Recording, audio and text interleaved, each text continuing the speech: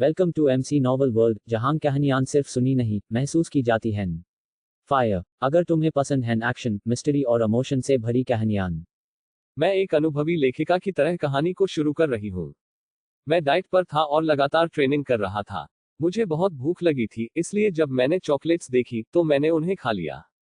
सबने आश्चर्य से हर्ष की तरफ देखा। क्या? सौरभ ने जल्दी से अपने सदमे से बाहर आते हुए अविश्वास से अपने बड़े भाई को घूर कर कहा। तुमने उन्हें खाया? नीना ने अपने होंठ सिकोड़ लिए। दूसरे भाई, क्या तुम्हें यकीन है कि वे वही चॉकलेट्स थी? नीना जानती थी कि यह तो पायल का काम है। हर्ष अपनी लगन और अनुशासन के लिए जाना जाता था। उन्होंने उसे कभी धोखा देते नहीं देखा था और वह हमेशा सीधा रहा था। उनके माता पिता भी अगर वह उपवास पर होता तो उसे खाने के लिए मजबूर नहीं कर पाते थे। हाँ, वे वही चॉकलेट्स थी। हर्ष ने एक रैपर उठाया और उसे करीब से देखा। वे स्वादिष्ट हैं। दूसरे भाई, क्या तुम पायल को बचाने की कोशिश कर रहे हो? सौरभ ने गहरी नाराजगी में माथे पर बल डालते हुए कहा। वह इसे स्वीकार नहीं कर पा रहा था। नीना की तरह उसे भी पूरा यकीन था कि पायल ने ही उसकी प्यारी मिठाई खाई है। वह पायल को घूर रहा था, इस बात से नाराज था कि वह हर्ष से झूठ बुलवा रही थी। बटलर जनार्दन भी हर्ष का इकबालिया बयान सुनकर हैरान थे। जहां तक पायल की बात थी, वह एक विरोधाभासी नजर से हर्ष को घूर रही थी। क्या वह मेरा पक्ष ले रहा है? यह पहली बार नहीं था कि हर्ष ने उसका बचाव किया हो। उनके पहले जीवन में उसने एक बार ऐसा किया था, लेकिन अफसोस वह इससे बहुत खुश नहीं था क्योंकि उसे झूठ बोलना पड़ा था। उसके बाद वह धीरे धीरे उससे दूर होता चला गया। इस बारे में सोचते हुए उसके दिल में एक भारीपन का एहसास हुआ। बस जब मुझे लगा कि हम साथ हो जाएंगे, उसने आह भरते हुए सोचा। दूसरे भाई, धन्यवाद। अगर तुम्हें लगता है कि मैं पायल को बचा रहा हूं, तो तुम शायद मुझे झूठा मानते हो। हर्ष ने कठोरता से बोलते हुए पायल को बीच में ही काट दिया। क्या? मेरा मतलब वह नहीं था। सौरभ गुस्से में भुनभुनाया। मैं बस यह कह रहा हूं कि मैं तुम्हारी बात पर विश्वास क्यों करूं? हर्ष ने पलकें झपकाईं, जैसे उसे इस सवाल की उम्मीद नहीं थी।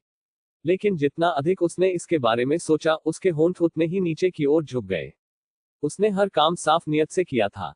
बटलर जनार्दन ने भी माथे पर बल डाले। यह सुनकर पायल के कान खड़े हो गए। इस बच्चे ने क्या कहा? पायल की आंखों में एक परत जम गई, जैसे वह चिंगारी छोड़ रही हो। सौरभ, तुम हर किसी से ज्यादा यह कहने की हिम्मत कैसे कर सकते हो, जब तुम जानते हो कि उसने अपनी जिंदगी में हर काम साफ नियत से किया है?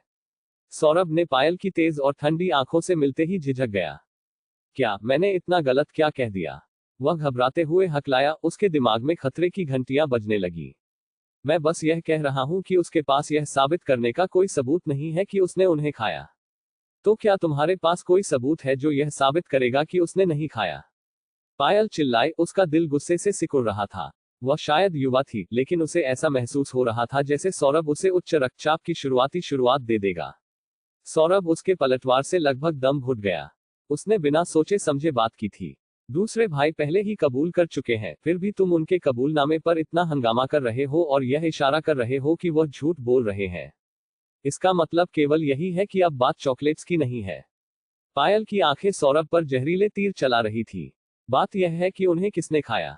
इस बात का क्या मतलब है जब तुम पहले ही मान चुके हो कि उन्हें मैंने खाया था? पायल नहीं चाहती थी कि हर्ष उसकी गलती अपने सिर ले। हालांकि अगर उसने अब खुलासा किया तो वह केवल उसके लिए चीजों को और खराब कर रही होगी। हर्ष ने पायल के लाल चेहरे को घूर कर देखा, जैसे वह सौरभ को पीटना चाहती हो। अगर उसे पता होता कि पायल ने युक्ति को कैसे अनुशासित किया था, तो वह हैरान होता कि वह कितनी नर्म थी। उसकी शुरुआती नाराजगी धीरे धीरे गायब हो गई। उसने आह भरी और फिर धीरे से मुस्कुराया। उसे ऐसा महसूस हुआ जैसे उसे बचाया जा रहा है, और किसी तरह यह जानकर अच्छा लगा कि कोई उसकी देखभाल कर रहा है। तीसरे छोटे मालिक, आपके दूसरे भाई ने पहले ही कबूल कर लिया है और माफी भी मांग ली है। बटलर जनार्दन ने बीच में हस्तक्षेप किया। उन्हें माफ करना आपका फैसला है। हालांकि आपको भी उन्हें कठोर बातें कहने के लिए माफी मांगनी होगी। उसने आह भरी। तीसरे छोटे मालिक, जीभ में हड्डियां नहीं होती हैं, लेकिन यह दिल तोड़ने के लिए काफी मजबूत होती है। दूसरे छोटे मालिक का इरादा आपकी चॉकलेट्स खाने का नहीं था, लेकिन आपने केवल उसी आधार पर उनके पूरे चरित्र का मूल्यांकन किया। यह सुनकर सौरभ धीरे धीरे नर्म पड़ गया। क्या उसका सवाल इतना दुखदायक था? उसने अपनी आंखें हर्ष की ओर घुमाई, अपने होंठों को एक साथ दबाया। बस बहुत हो गया। हर्ष मान गया, जानता था कि सौरभ माफी नहीं मांगेगा। सौरभ, मैं तुम्हारी चॉकलेट्स खाने के लिए फिर से माफी मांगता हूं। और मैं इस बात के लिए भी माफी मांगता हूं कि इतना समय बीत जाने के बाद भी मेरे शब्द तुम्हारे विश्वास के लिए काफी नहीं है। इसका मतलब है कि मैं एक बड़े भाई के तौर पर विफल रहा हूं। फिर वह अपनी कुर्सी से उठा और जाने के लिए मुड़ा, लेकिन दूर जाने से पहले उसने पायल को एक आश्वस्त करने वाली मुस्कान दी। छी! हर्ष के जाते ही पायल ने एक बार अपनी जबान चटकाए सौरभ को घूर कर देखा। वह उसे डांटना या उसे सीधे करना चाहती थी, हालांकि अब उसका मूड नहीं था। अच्छा हुआ कि उसने पुडिंग खत्म कर दी थी इससे पहले कि वह उसकी भूख खराब कर पाता। पायल अपनी सीट से उठी और चंचन को उठाने के लिए भागी, बिना किसी परवाह के बाहरी आंगन छोड़ दिया। सौरभ के कान लटक गए, उसे एहसास हुआ कि वह बहुत आगे निकल गया था। तीसरे भाई, खुद को दोष मत दो, नीना ने धीरे से कहा और उसके पास पहुंची। लेकिन इससे पहले कि उसके हाथ सौरभ को छू पाते, उसने उसका हाथ झटक दिया। मुझे मत छुओ, मैं किसी से बात नहीं करना चाहता, मुझे अकेला छोड़ दो। इतना कहने के बाद सौरभ हवेली के अंदर वापस चला गया। नीना ने अजीब तरह से अपने हाथ वापस खींच लिए, एक बार फिर अकेली रह गई। उसने बटलर जनार्दन की ओर देखा, लेकिन वह बस वहीं घूर रहे थे जहां सौरभ गया था और उन्होंने आह भरी। घर के अंदर पायल सीधे हर्ष के कमरे में गई। वह उसे धन्यवाद देना चाहती थी और माफी भी मांगना चाहती थी। उसकी वजह से उसे मुश्किल स्थिति में डाल दिया गया था, इसलिए वह उसे आश्वस्त करना चाहती थी कि वह सावधान रहेगी ताकि ऐसा दोबारा न हो। दूसरे भाई, पायल ने हल्के से दरवाजा खटखटाया। उसने कई सेकंड तक इंतजार किया, लेकिन किसी ने दरवाजा नहीं खोला। उसे इसकी उम्मीद थी, इसलिए उसने एक कदम पीछे लिया और हाँफा। दूसरे भाई, धन्यवाद। पायल रुक गई जब उसे क्षण भर के लिए अपनी गाल पर कुछ चिपचिपा और ठंडा महसूस हुआ। उसने अपना गाल छुआ और ऊपर देखा, तभी उसे अपने सिर पर टियाना महसूस हुई। पायल। तभी हर्ष की आवाज उसके कानों तक पहुंची। जब वह मुड़ी तो उसने उसे उस दिशा में आगे बढ़ते देखा जहां से टियाना आई थी। पायल, तुम यहाँ क्या कर रही हो? उसने उसके पास पहुंचकर पूछा। दूसरे भाई, मुझे लगा कि तुम अपने कमरे में हो। हर्ष मुस्कुराया। क्या तुम्हें लगा कि मैंने खुद को अपने कमरे में बंद कर लिया है और रो रहा हूं? नहीं। उसने अपने गाल फुलाए और अपनी आंखें कोने में खिसका दी।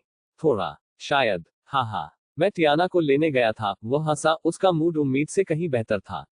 पायल को यह सुनिश्चित करने के लिए उसे देखना पड़ा कि वह सिर्फ चीजें नहीं देख रही थी। उसने अपना गला साफ किया, खुद से कहा कि अपने भाई के सुंदर चेहरे को देखना वह कारण नहीं था कि वह यहाँ आई थी। दूसरे भाई, मुझे माफ करना अगर मैंने तुम्हें मुश्किल स्थिति में डाला, और मेरा पक्ष लेने के लिए धन्यवाद। बस धन्यवाद। हर्ष मुस्कुराया। तुमने मुझे मुश्किल स्थिति में नहीं डाला, बल्कि मैंने खुद को डाला। मैं चुप भी रह सकता था, लेकिन मैंने नहीं किया। इसलिए तुम्हें उसके लिए माफी मांगने की जरूरत नहीं है। लेकिन इसके अलावा तुमने भी मेरा पक्ष लिया। उसकी मुस्कान फैली, उसने उसके सिर के किनारे को हल्के से थपथपाया। सौरभ मुझसे छोटा है और उससे बहस करना मुश्किल है।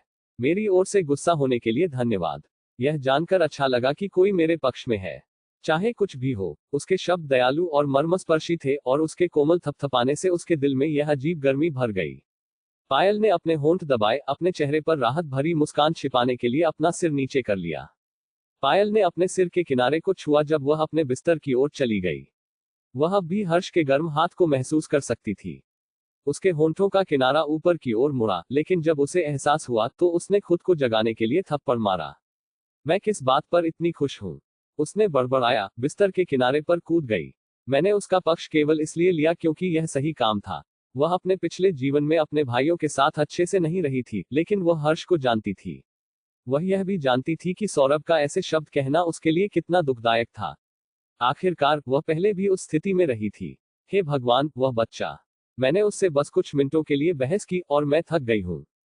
पायल अपनी पीठ के बल गिरी और नर्म बिस्तर पर उछली। उसने पहले ही दिन की अपनी सारी योजनाएं पूरी कर ली थी और उसे झपकी लेने का मन हुआ। लेकिन जब उसने अपनी आंखें बंद की तो उसे कुछ याद आया। ठीक है। पायल अपने पेट के बल लुढ़की और बैठ गई। वह बिस्तर से कूदकर अपनी स्टडी डेस्क पर गई, अपना लैपटॉप खोला जिसे उसने पिछली रात हेमंत के स्टडी रूम से लिया था। पायल ने जल्दी से कुछ टैब खोले जिसमें समाचार लेख और कुछ ट्रेडिंग प्लेटफॉर्म दिखाई दे रहे थे।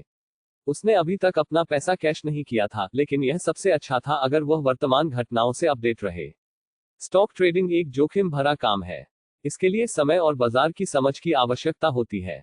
अगर वह बड़ा कमाना चाहती थी तो उसे समय से पहले अपनी ट्रेडिंग रणनीति सेट करनी होगी। अपने पहले जीवन में पायल को पैसे की ज्यादा परवाह नहीं थी। उसने खिताबों, उपलब्धियों और प्रतिष्ठा पर अधिक ध्यान केंद्रित किया, कुछ ऐसा जो उसके परिवार को उस पर गर्व महसूस कराएगा। उसने ऐसा केवल इस कारण से किया कि वह चाहती थी कि उसके भाई उसे देखें, उसे स्वीकार करें और उनके परिवार का एक वास्तविक सदस्य बने। यही कारण था कि उसने 2 पीएचडी हासिल की। हालांकि उसका सबसे अच्छा भी काफी नहीं था। इस जीवन में वह समझ गई कि पैसा एक महत्वपूर्ण चीज है। अगर वह जल्दी बाहर जाना चाहती थी तो उसे यह सुनिश्चित करना होगा कि वह अपने दम पर और अपनी शर्तों पर जीवित रह सके। अगर वह सिर्फ जीवित रहने के लिए कई पार्ट टाइम जॉब्स करती है तो उसे जीवन में यह दूसरा मौका मिलने का क्या फायदा। जयश्री और उसके पति द्वारा 13 साल तक शोषण किए जाने के बाद शुरुआती पूंजी का होना इसके लायक होना चाहिए। जबकि पायल खुद को वर्तमान घटनाओं से परिचित कराने में व्यस्त थी, चंदन और अदिति अपने कमरे में दिल से बात कर रहे थे। मुझे माफ करना कि मैंने तुम्हें तुरंत नहीं बताया। चंदन ने आह भरी अपनी पत्नी का हाथ पकड़कर वे एक दूसरे के बगल में बैठे थे। अदिति मुस्कुराई। मैं समझती हूँ चंदन, मैं तुमसे नाराज नहीं हूँ। तो क्या हमें पायल को बताना चाहिए? चंदन थोड़ा चिंतित महसूस कर रहा था। अगर हम उससे यह छिपाते हैं तो यह अनुचित होगा। आखिरकार यह उसकी खुद की वृद्धि के लिए है। पायल कंपनी में किसी मुद्दे को हल करने के लिए काफी स्मार्ट है, इसलिए मुझे यकीन है कि वह इस बारे में ध्यान से सोचेगी। मुझे पता है, अदिति ने आह भरी। मैं इसे उससे छिपाने के बारे में नहीं सोच रही हूँ। बस यह है कि उसकी आंखें कसैलेपन से चमक उठी। जब वह पहली बार पायल से मिली थी तो उसे यह मातृत्व की भावना अपने दिल में महसूस हुई, जैसे पंडोरा का डिब्बा खुल गया हो। ऐसा लगा जैसे वह बस उसे लाड़ प्यार करना चाहती थी और उसे अपने सारे प्यार से भरना चाहती थी। भले ही वे ऐसा कर रहे थे, फिर भी ऐसा लगा जैसे यह काफी नहीं है। लेकिन अब उसका पति उसे बता रहा था कि प्रोफेसर सिंह पायल को अपनी प्रशिक्षु के रूप में लेना चाहते थे। यह पायल के लिए अच्छी खबर थी क्योंकि यह भविष्य में उसके लिए अच्छा होगा। फिर भी एक माँ के रूप में पायल अभी भी एक बच्ची थी।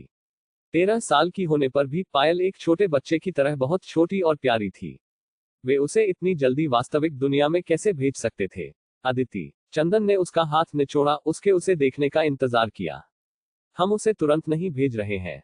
इन चीजों में कुछ समय लगता है। चलो आगे न बढ़े और बस उसके साथ अपने समय का आनंद ले। लेकिन अगर वह तुरंत जाना चाहती है तो क्या होगा? अदिति थोड़ा रो पड़ी जबकि चंदन मुस्कुराया। उसने हेमंत से भी यही सवाल पूछा था। हेमंत ने जाने से पहले मुझसे पूछा था। उसने कहा, मेरे लिए माता पिता होना क्या है? जैसे ही उसने आगे कहा, उसकी आंखों में थोड़ी कसैलापन था। इसने मुझे सोचने पर मजबूर कर दिया। हमारे लिए माता पिता होना क्या था अदिति? मैं तब से इसके बारे में सोच रहा हूँ और अभी अभी मुझे जवाब मिला है। अपने बच्चों को पंख फैलाने देना और आसमान में उद्यम करना भी माता पिता होने का हिस्सा है। हम उनके पंखों को सिर्फ इसलिए नहीं तोड़ते हैं क्योंकि हम उन्हें जाने देने के लिए तैयार नहीं हैं, उसने जोड़ा। आखिरकार उन सभी का अपना जीवन होगा। बस ऐसा हुआ कि पायल के पंख जल्दी बाहर आ गए। यह तय करना हमारी जगह नहीं है कि वह उन्हें तुरंत फैलाती है या घोंसले में थोड़ा और रुकती है। उसके शब्दों ने अदिति को प्रभावित किया। यह कुछ ऐसा था जो वह करने के लिए तैयार नहीं थी, लेकिन उसका पति सही था। मैं और क्या कह सकती हूँ? उसने अनगिनत बार आह भरी। मैं उसे बाद में इसके बारे में बताऊंगी। चंदन ने मुस्कुराते हुए सिर हिलाया। जैसे ही दोनों एक समझौते पर पहुंचे, चंदन को अचानक एक संदेश मिला। उसने अपना फोन लिया और उसे चेक किया। अदिति ने तुरंत उसके मूड में थोड़ा बदलाव देखा। उत्सुकता से उसने पूछा, यह कौन है? यह पायल की मासी थी। उसने गहरी सांस ली।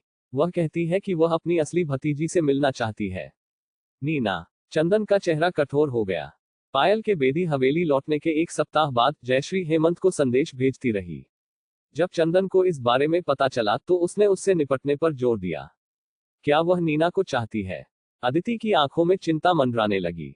लेकिन क्या उसने नहीं कहा था कि वह उससे कोई लेना देना नहीं चाहती? मुझे नहीं पता। उसने सिर हिलाया। भले ही नीना उनकी असली बेटी नहीं थी, लेकिन उन्होंने पिछले 13 सालों से उसे अपनी तरह पाला था। इसलिए उन्हें चिंता थी कि जयश्री क्या योजना बना रही थी। आखिरकार अगर जयश्री हिरासत के लिए लड़ती है तो निश्चित रूप से उसका अधिकार था, क्योंकि नीना की असली मां की प्रसव के दौरान मृत्यु हो जाने पर उसे बच्चे की पूरी हिरासत दी गई थी। जयश्री जैसी महिला पर नजर रखनी होगी।